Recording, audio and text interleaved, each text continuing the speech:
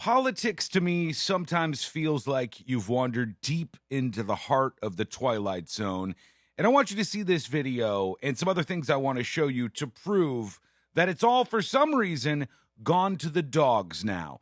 Now, this is on Newsmax. I'm going to tell you what I think about Newsmax in a bit. I want you to tell me what you think. I think there's some things to be discussed there for sure. But first, we start with Greg Kelly. He's over on Newsmax. And for some reason, he's talking about the Biden's dogs. You have to see this to believe it. So here we go. Did you see the dog? I want to show you something I noticed. Doesn't he look a little rough?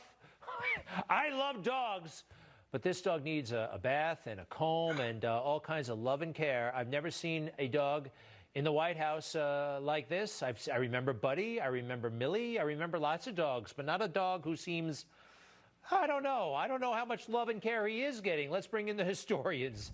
I'm having fun with this, obviously, but I do want to talk about some stuff. Craig Shirley, Reagan biographer, presidential historian. Craig, welcome back. And Doug Weed, presidential historian, former advisor to George H.W. Bush.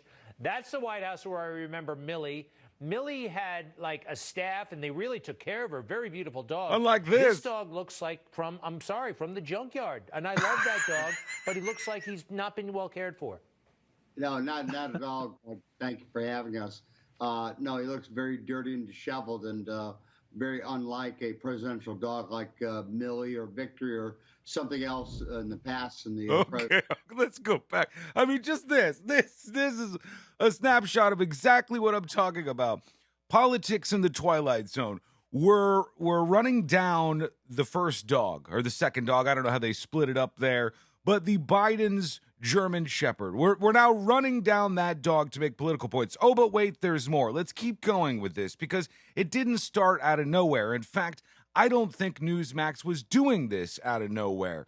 This started with the whole debate about Ted Cruz going to Cancun, which was wildly overplayed by the left.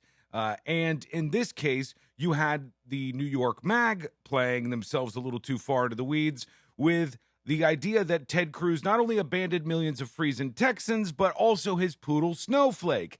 Now, there was somebody at the house watching the poodle Snowflake, odd name for that dog in this time, but they wanted to go in on the territory of the dogs. Look at this guy. He doesn't even treat his dog well. That's the point. Thus, the fire back. Look at the president. Biden doesn't treat his dogs well. I can't believe this is where we are. Hillary Clinton.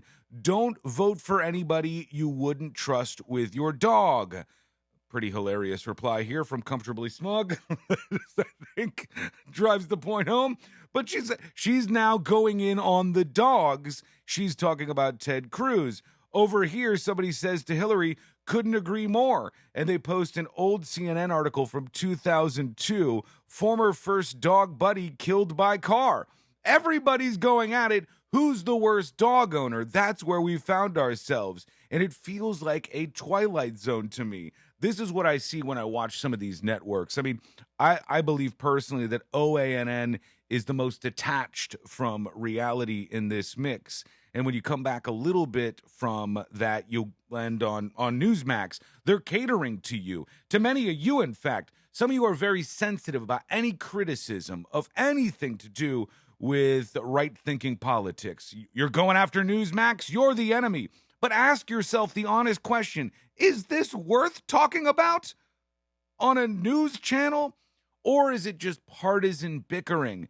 Who's the bad dog owner? That's what's happening here, right? I mean, that's what it seems like to me. And they all go back and forth and back and forth. And some of you just love this because it's feeding into the overall hate machine. But try to be smarter than that, right? I mean, I expect that from you. I expect smarter than this, certainly, than what we're seeing here. But what do you think about all of this? Politics gone to the dogs. Is this below the belt stuff? Is it just funny sideshow stuff? What do you think about the coverage on these different platforms and where everybody seems to be going after everybody else after the Ted Cruz story? Are the dogs off limits, or is this fair enough too?